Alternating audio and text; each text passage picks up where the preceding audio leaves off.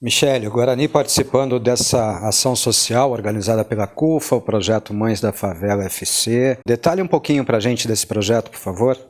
Esse projeto ele é o Mães da Favela FC.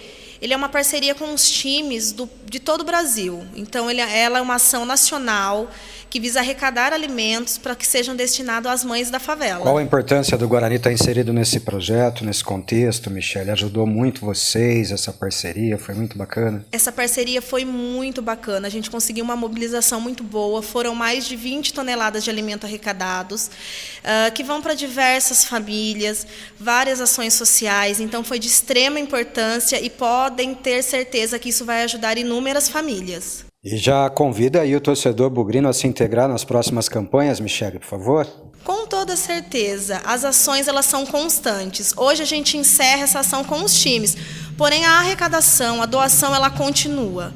Tá? O pessoal, eles estão precisando, as pessoas estão em situação de fome, então a doação ela é necessária e ela é sempre bem-vinda. Se alguém quiser fazer alguma doação extemporânea, entra onde? Fala com vocês por onde? Nós temos as nossas redes sociais, que é CUFA Campinas, tanto para o Instagram quanto para o Facebook.